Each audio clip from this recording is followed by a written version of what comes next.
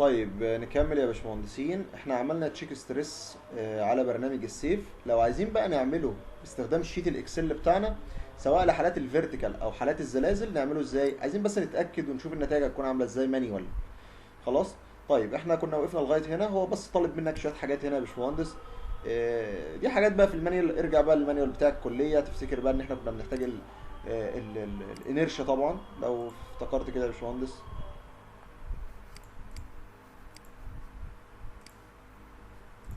فاكر بقى المانيوال اللي احنا كنا شرحناه؟ بنحتاج طبعا الانيرشيا يا باشمهندس في اكس وفي واي عشان نحسب الاجهاد والكلام ده. خلاص يا باشمهندس، هو بقى يحسب لك الاي اكس ستار والاي واي ستار الكلام ده كله، ويحسب لك المومنت اللي هيكون على القاعده نتيجه الاكسنترستي. مش انت عندك اكسنترستي يا باشمهندس؟ هتولد نتيجتها مومنت. خلاص. قيمتها طبعا الاكسنترستي ديت في النورمال فورس او الاحمال الراسيه اللي عندك. خلاص. طيب هو طالب منك هنا يا باشمهندس الاريا، تمام، والاي اكس والاي واي والاي اكس واي دي تقدر تجيبهم من هنا يا باشمهندس. لو جيت بس هنا نفس الكلام، هنقول له ديت ريجون. برضه ريجون ماس بروبرتيز ديت بيجيب لك طبعا الخصائص.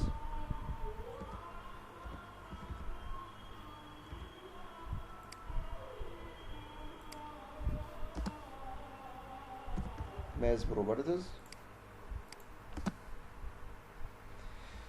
تمام. تعالى كده بقى يا باشمهندس.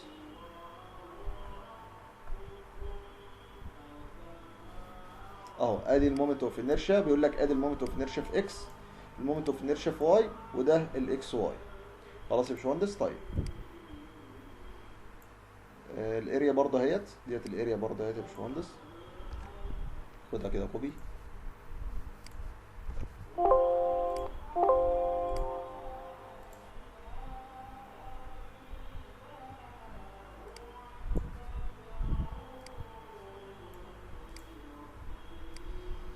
طيب هاتهم كده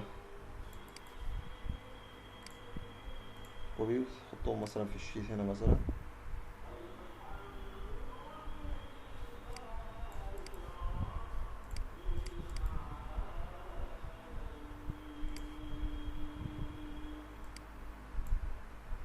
ادي المومنت اوف انيرشيا في اكس 2.6. طيب والاريا 1079، دخلها له كده يا باشمهندس. 1079. تمام. الانيرشيا في اكس نجيبها هنا من الشيت اهيت. ادي مومنت اوف انيرشيا اكس اللي هي الرقم ده.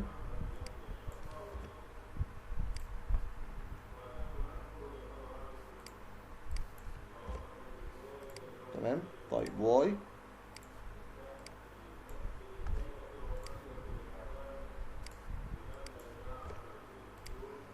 اكس واي، هات اكس واي باشارتها يا هندسه، اكس واي باشارتها، حتى هنا بالسالب اهي. تمام.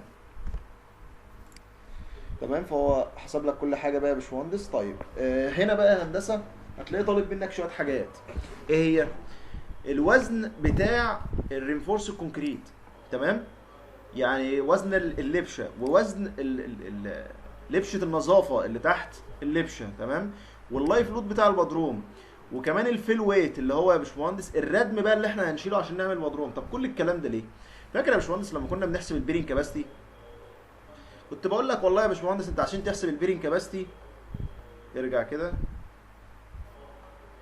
اهوت يا باشمهندس، بيكون ادي الكيو الاوبل نت اللي عندي. تمام. لو انا عندي يا باشمهندس مثلا بدروم، تمام، ده ردم طبعا هيتشال من على السويل. خلاص يا باشمهندس. فهروح طبعا ايه، هروح ان انا اضيفه على قيمه الكيو الاوبل. تمام. طيب طبعا البدروم ده يا باشمهندس بيكون فيه لايف لود. طب لايف لود ده بيجهد التربه، فالمفروض نطرحه من ايه، من قيمه الكيو الاول. طب احنا مثلا على السيف كنا رحنا خلاص حطينا اللايف لود على الايه، على اللبشه، فخلاص مش محتاج ان انت تطرحه. ما هو يا اما يا باشمهندس تطرحه من الكيو الاول، يا اما تضيفه كايه، كحمل يعمل لك اجهاد، ده او ده. خلاص يا باشمهندس. طيب هنا يا باشمهندس مثلا هنا هي نفس موضوع السيف، ان احنا هنحطه هنا في الاكسل. فلما نحطه هنا في الاكسل يا باشمهندس اللايف لود مثلا هي ايه، هيزود الاسترس. خلاص يا باشمهندس. طيب حلو جدا. ده بالنسبه مثلا لللايف لود، فهنقول له مثلا 0.35 كنا مدخلينه كده على السيف، صح؟ طيب ممتاز. وايه تاني يا هندسه؟ الاون ويت مثلا بتاع الرينفورس كونكريت. طب مش ده يا هندسه الاون ويت ده بتاع الرينفورس كونكريت والبلين كونكريت مش ده وزن على التربه؟ ما هو الكيو ال او بالنت ده يا باشمهندس عند منسوب التاسيس، يعني عند اخر ايه، اخر البلين كونكريت. ده الكيو ال او بالنت اللي بيكون مديهولك تقرير التربه.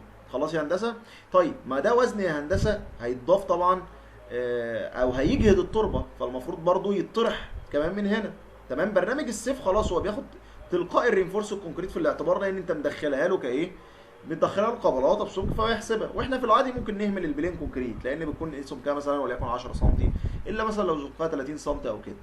خلاص. فاحنا يعني مش هناخد البلين كونكريت في الاعتبار على اساس ان احنا ما خدناش مثلا على السيف او كده عشان يكون نفس الحسابات. طب الرينفورس الكونكريت، الرينفورس الكونكريت انا عندي اللبشه 1 متر. تمام. طبعا 1 في 1 في سمك واحد. في هنا مثلا عايزها بالطن يبقى ايه 2.5 طن. تمام. على المتر المكعب، يبقى تدخلها له هنا تقول له 2.5. خلاص يا باشمهندس. طيب هو هنا يا باشمهندس انا بدخلها له ليه؟ دلوقتي يا هندسه زي ما قلت لك هو ده الوزن ده هو هيجهد التربه، صح كده يا باشمهندس؟ يبقى يا اما نطرحه من الكيو اللابل يا اما تزود اجهادات بيه. خلاص. فانا لما هدخله هنا يا باشمهندس هو هيزوده على الاجهادات. يعني مثلا تخيل مثلا حطيت 1، شوف الحسابات بتاعت الاستريس بتخار ازاي، بتقل. انما لو حطيته 2.5 يعني المفروض تزيد اهو، لانه بيزود الاجهاد. فلو انت ما كنتش هتدخله هنا في الشيت يا باشمهندس كنت هتروح بقى تطرحه من الكيو اللابل. ما ده فهمت يا هندسه؟ طيب بالنسبه بقى لوزن الردم بتاع اللي هيتشال ده يا هندسه، احنا طبعا كنا ايه بنروح نزوده على الكيو اللابل، لان ده وزن موجود على التربه بيجي التربه وبعد كده انت شيلته فهيتخف على التربه، فقدره تحمل التربه هتزيد. تمام. يا اما تعمل كده يا باشمهندس يا اما تروح تطرحه اصلا من الاجهاد، ما هو بيخف. دلوقتي انت كان عندك الاجهاد 20 فانت رحت خففت من عليه شويه فالاجهاد هيقل. فمثلا لو دخلناه هنا يا باشمهندس احنا كنا قلنا قد ايه 2.25 في 18 كان 4 تقريبا. 4. فلو دخلت هنا 4 المفروض الاستريس ده يقل. ده زاد يا هندسه. طب المفروض ده على كلامك يا باشمهندس ان هو يقل. لا انا اتلخبطت هنا يا باشمهندس. هو الفيل ويت ده هو الردم. تمام. الردم لو انت هتردم يعني بمعنى لا هو مش اللي هو القيمه دي معلش انا اتلخبطت فيها. وطبعا الفيل ويت يعني ردم، فانا يعني انا اتلخبطت افتكرت ان هو الردم اللي انا بشيله تمام من مكان البدروم. لا هو المقصود هنا بالفيل ويت هو الوزن بتاع الردم. لو انا هضيف ردم مثلا ممكن يكون منسوب التأسيس عندك 5 متر، فانت عملت دلوقتي مثلا رينفورس كونكريت والبلين كونكريت وليكن 2 متر مثلا او متر مثلا، وانت مثلا ما عندكش بدروم مثلا يا باشمهندس، فانت هتردم كل ده. خلاص كده يا باشمهندس. بقى انا موضوع الردم اللي هو هيتخفف من على السول ده المفروض هروح اجمعه بقى على الكيو اللابل ده زي ايه، زي ما انا عملت على السيف. يبقى احنا كده يعتبر ماشيين زي السيف بالظبط يا باشمهندس. يبقى احنا كده زي السيف. خلاص. يبقى احنا كده دخلنا وزن الرينفورس كونكريت، السيف بياخدها في الاعتبار تلقائي. البلين كونكريت انا كنت ممكن ازود وزنها على برنامج السيف بس انا ما كنتش خدته، ممكن تبقى تزوده بقى، فانا هشتغل زيه يعني. طيب اللايف لود بتاع البيزمنت كام بوينت 3.5. فانا طيب انا ما دخلتش مثلا اوزان حوايط او كده. لو جينا مثلا على برنامج السيف كنا ما دخلناش احمال حوايط، ولكن دخلنا يا باشمهندس فلور كفر، صح؟ طيب ممكن ندخل مثلا الفلور كفر مكان البلين كونكريت مثلا، او تزودها على الرينفورس كونكريت مفيش مشكله. كنا قلنا يا باشمهندس بوينت 2. خلاص. يبقى احنا كده خدنا الفلور كفر، كنا مدخلين فلور كفر ولايف لود. لو عندك حوايط مثلا ممكن كلهم تجمعهم مثلا على ده او ده، مش هتفرق يعني. خلاص يا باشمهندس. طيب بالنسبه لوزن الردم، فاكر بقى ان احنا كنا بنقارن بقى ايه، بقول لك والله احنا عندنا 30 طن على المتر المربع، بزود عليهم بقى ايه وزن الردم اللي انا خففته من على السول اللي هو كان 4 طن، يبقى كله كام يا باشمهندس؟ يبقى كله 34. ده القلاوبل بتاعي. طيب لما تيجي تبص بقى يا باشمهندس هتلاقي اهوت ادي الاستريس. طبعا هو بيجيب لك الاستريس حوالين 4 نقط. تمام. يعني 4 نقط، النقطه ديت والنقطه ديت والنقطه ديت والنقطه ديت، يعني 4 نقط يا باشمهندس بيحسب لك حواليهم الاستريس زي ما شرحنا في المانيوال. خلاص. طيب اقصى قيمه هنا يا باشمهندس 18. برنامج السيف كام مطلع لنا اقصى حاجه نتيجه النورمال كان 26. خلاص، فبرنامج السيف مطلع نتائج اكبر. خلاص يا باشمهندس. طيب بالنسبه للسايزمك في اتجاه اكس، هو تلقائي هياخد كل الداتا يا باشمهندس اللي انت دخلتها، هو بس محتاج حاجه واحده بس هنا، الام واي، المومنت اللي جاي نتيجه القوه اللي في اكس. ما هو القوه اللي في اكس دي تعمل لي ام واي. تمام. طب المومنت ده اجيبه من ايه؟ من على الايتاب. تمام. ممكن تقول له مثلا ديسبلاي ستوري ريسبونس بلوت. تمام. ممكن تظهر من هنا المومنت. تمام تمام. اختار مثلا ايه، هتيجي هنا تقول له الاوفر تيرنينج مومنت. تمام. نتيجه حاله مثلا الريسبونس سبيكترم اكس.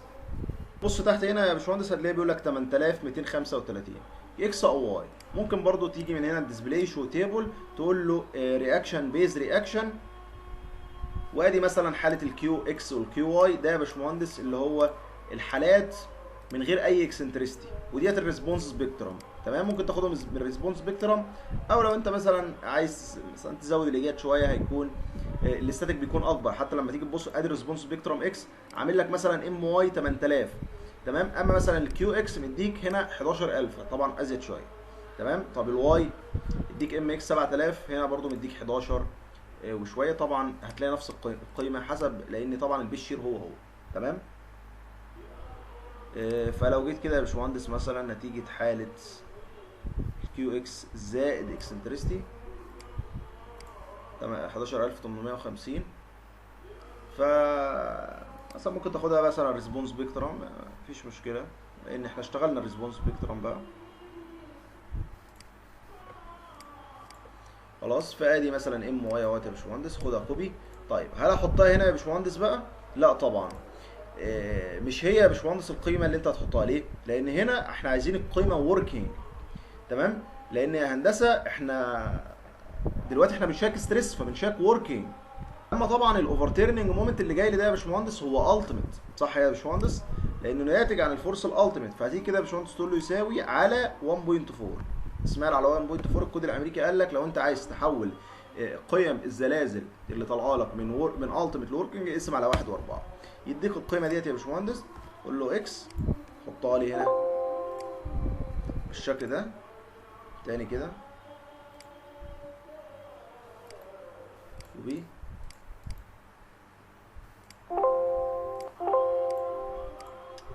5882.4. تمام يا باشمهندس. يبقى ادي القيمه اهي يا باشمهندس. تمام. طيب طبعا هتكون حاله واحده طبعا، يعني هتكون حاله واحده. لان طبعا الريسبونس سبيكترم بيكون اكس وسالب اكس مع بعض، بس عادي ممكن تجيب القيمه ديت. اصلا لو انت رحت ستاتيك اصلا تجيبها ستاتيك هتلاقيها نفس القيمه في اكس. تمام. زائد اكس سالب اكس، اللي هي اكس زائد اكسنترستي وسالب اكسنترستي، هتلاقي نفس القيمه. بس كل القصه هنا انت هتحطها له بالسالب زي ما انت شايف كده. لو جيت تبص دي كده كانت بالموجب اهي. تمام. هتيجي هنا يا باشمهندس هتحطها له بالسالب. تيجي هنا تحط له سالب.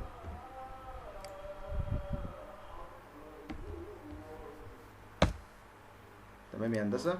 طيب واي نفس الكلام بقى يا باشمهندس. ادي واي اهيت. يبقى ايه؟ ام اكس. طبعا هي اصلا القيمه اقل من ايه؟ اقل من الثانيه ديت، فطبعا هتكون سيف يعني.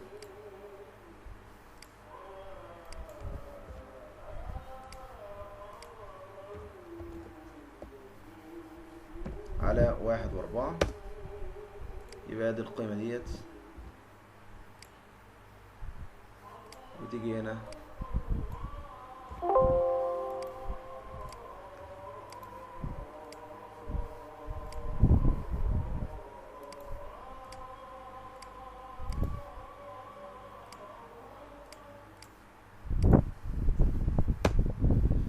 تمام. زي ما انت شايف كده القيم كلها يا باشمهندس سيف. على برنامج السيف كانت اكبر قيمه طالعه نتيجه حالات الزلازل كانت 25. هنا يا باشمهندس 18 وشويه. تمام. يعني اقل من برنامج السيف. تمام. يعني المانيوال مطلع ان اللبشه سيف ستريس، وكذلك برضو برنامج السيف، ولكن برنامج السيف كان مطلع القيم اكبر شويه. تمام يا هندسه. طيب يبقى كده يا باشمهندس اللبشه عندي سيف ستريس في كل الاحوال، سواء انت بتشتغل بقى ستاتيك او دايناميك، مفيش اي مشكله يا هندسه عندك. تمام. تقدر تعتمد على الشيت ده. الشيت ده حله دقيق جدا وبيعمل لك الموضوع بس، ولكن هو بشكل مانيوال. خلاص. كنت شغال يعني في مكتب، كان الدكتور صاحب المكتب يعني كان بيحب دايما ان هو انت تشيك ستريس بالطريقه ديت، تحطها في النوتة زي ما هنشوف مثلا في نوتة المشروع. هتلاقي مثلا الحسابات ديت بالنوتة بالاكسل ده موجود يعني. خلاص يا باشمهندس. بس خلي بالك احنا نسينا نعمل حاجة مهمة. احنا نسينا يا باشمهندس ندخل الاحداثيات دي. هو عايز دلوقتي احداثيات الاربع نقط. تمام. احداثيات الاربع نقط بتاعتي، يعني مثلا ديت اول نقطة اهيت هتكون مثلا عند صفر وصفر. خلاص، يبقى دي اول نقطة عند صفر وصفر. تمام. طيب تاني نقطة يا باشمهندس هتكون النقطة ديت. تمام. هو عايز احداثياتها، فهنمشي كده في اكس قد ايه يا باشمهندس من هنا. طبعا هي في واي هتكون بصفر. 40 24 يبقى في اكس 40.24 وفي واي بصفر. هو في واي مش صفر قوي يعني لان في ميل شوية. يعني لما تيجي تبص لو قلنا من هنا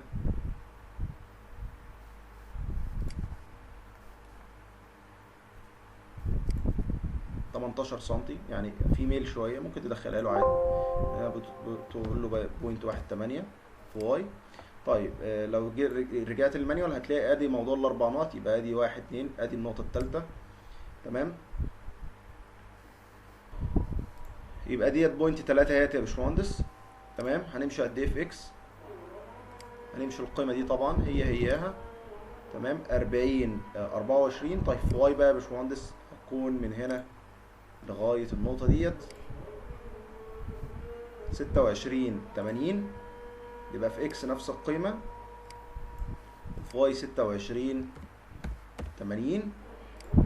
تمام. طيب اخر نقطة يا باشمهندس هيكون عندي بقى النقطة ديت في واي ومفيش اكس يعتبر، يبقى اكس هتكون هنا بصفر وفي واي 26 برضو 80. فبرضو القيم يا باشمهندس برضو اكبر قيمة هنا 18، اكبر قيمة هنا 18 برضو، اكبر قيمة هنا 19، اكبر قيمه هنا 18، اكبر هنا قيمه برضو 18. فبرضو سيف يا باشمهندس. يبقى يا باشمهندس اي حاجه بالاسمر ما تنساش تدخلها. الاحداثيات دي مهمه، الاربع نقط دول مهمين، خدهم بالترتيب ده 1 2 3 4. تمام. خلي بالك بقى بقيه الشيتات بياخد ايه القيم اللي انت بتدخلها تلقائي. خلاص يا باشمهندس. طيب يبقى كده يا باشمهندس اللبس زي ما قلت لك هو سيف ستريس برضو، بس في فرق قيم يعني، ولكن يعني منطقي لان طبعا في فرق ما بين المانيوال والفاينات اليمنت. ولكن في بعض المشاريع كانت بتطلع القيم دي بتطلع شبه ايه، شبه البرنامج عادي وكده، يعني بتختلف مشروع لمشروع. وفي ناس بتفضل اصلا التشيك ستريس يكون مانيوال، وده برضه بيطمنه. تمام. لما تعملها له مانيوال وتعملها له بالبرنامج بيطمنه يعني.